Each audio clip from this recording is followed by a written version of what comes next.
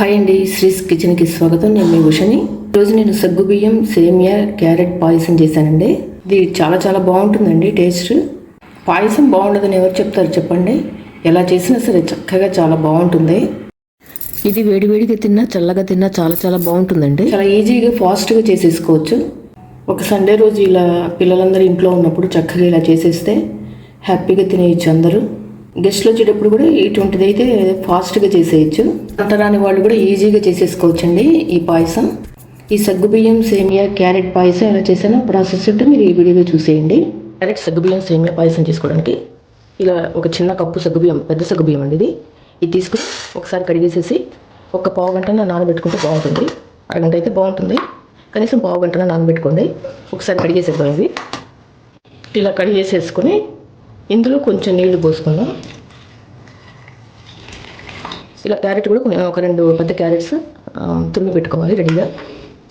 అదే కప్పుతోటి కొంచెం మెత్తిగా చిన్న సగ్గుబియ్యం తీసుకోండి. తోటి ఒక కప్పు సేమియా తీసుకుందామండి.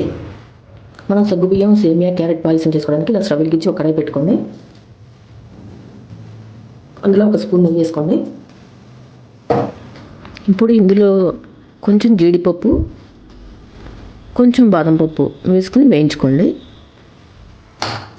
మంచి కలర్ వచ్చే వరకు వేయించుకోండి. ఇవి కొంచెం వేగిన తర్వాత ఇప్పుడు కిస్మిస్ వేసుకోండి.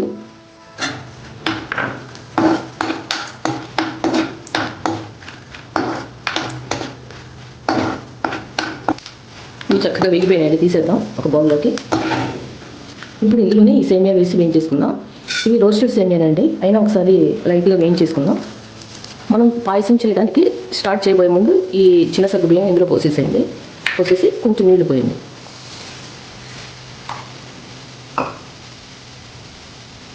ఇది నానాల్సిన అవసరం లేదు, అందుకని చేయబోయే ముందు మనం ఇట్లా నీళ్ళు పోసి ఒకసారి కడిగేసి నీళ్ళు పోసి పెట్టుకుంటే సరిపోతుంది.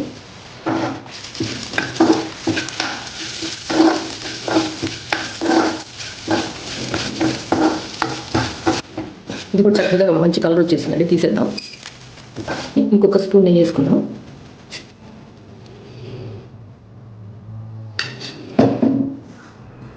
మనం తురిమి పెట్టుకున్నాం కదా క్యారెట్ ఇందులో వేసి వేయించేసుకుందాం.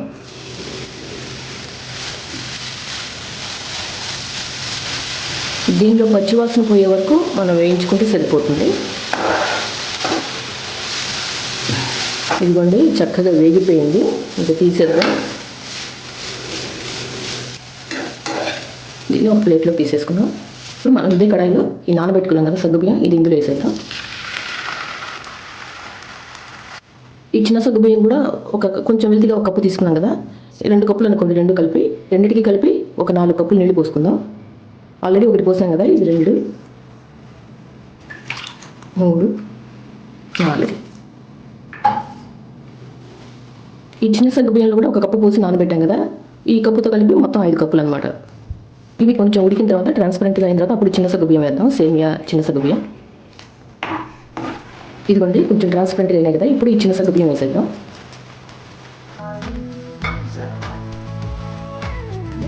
వేయించి పెట్టుకున్నాం కదా ఈ సేమియా కూడా వేసేద్దాం ఇందులో. ఇది దగ్గరే ఉండి కలుపుకుంటూ ఉండండి, లేకపోతే బాండీకి అతుక్కుపోతుంది.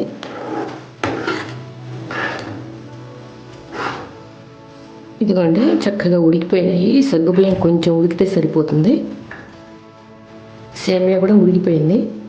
ఇట్లా పట్టుకొని చూడండి, చూసారు చక్కగా మెత్తగా ఉడికిపోయింది. ఈ వేయించుకున్నాం కదా క్యారెట్ ఇందులో వేసేసుకుందాం.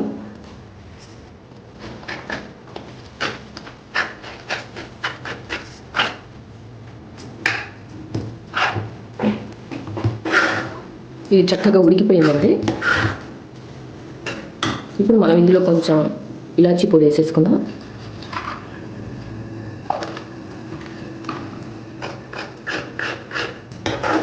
ఇప్పుడు మనం ఇందులో ఇదే కప్పుతోటి ఒక 2.5 కప్పులు బెల్లం వేసేసుకున్నాం. ఇందులో 2.5 కప్పులు.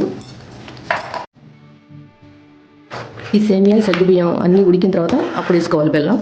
ముందుగానే వేసేస్తే అవి ఉడకవు సరిగ్గా. చూసారు ఎంత చక్కగా మంచి కలర్ వచ్చేసింది, బాగుంది. బెల్లం అంతా కరిగిపోయిందండి చక్కగా. ఒక 5 నిమిషాలు మనం ఉడకబెట్టేసుకుని స్టవ్ ఆఫ్ చేసేద్దాం. ఆఫ్ చేసిన తర్వాత అప్పుడు పోయాలి పాలు. ఇట్లా ముందుగానే స్టవ్ మీద ఉన్నప్పుడు మనం పాలు పోయకూడదు అనమాట. పాలు పోస్తే ఇరిగిపోతాయి. మనం బెల్లం వేస్తాం కదా, అందుకని ఇరిగిపోయినట్టు అయిపోతాయి పాలు. స్టవ్ ఆఫ్ చేసిన తర్వాత ఒక 5 నిమిషాలుగా అప్పుడు పోతాం పాలు. ఇంకా ఆఫ్ చేసేద్దామండి. స్టవ్ బాగా ఉడికిపోయింది. ఒక 5 నిమిషాలకి మనం పాలు జీడిపప్పు అన్నీ వేసేసుకుందాం.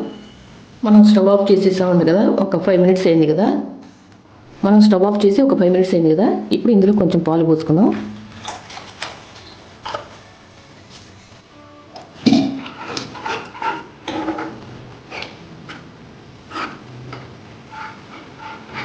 పాలు ఎన్ని సరిపోతాయో చూసి మీరు పోసుకోండి.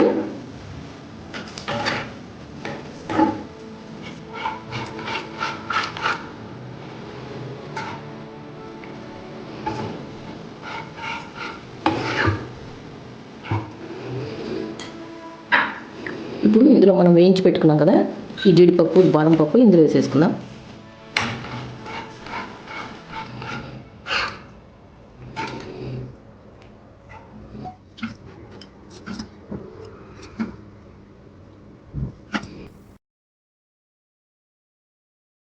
ఇంతేనండి, సగ్గుబియ్యం సేమియా క్యారెట్ పాయసం అయిపోయింది.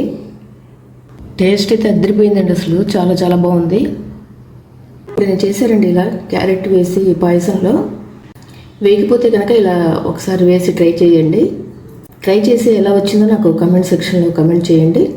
ఈ వీడియో మీకు నచ్చినట్లయితే లైక్ చేయండి, షేర్ చేయండి మీ ఫ్రెండ్స్ అందరికీ, రిలేటివ్స్ అందరికీ. కొత్తగా నా ఛానల్ ఎవరు చూసినట్లయితే తప్పకుండా సబ్స్క్రైబ్ చేసుకోండి. మరిన్ని వీడియోస్ కోసం నా ఛానల్ సబ్స్క్రైబ్ చేసుకోండి. Thanks for watching. బాయ్ అండి.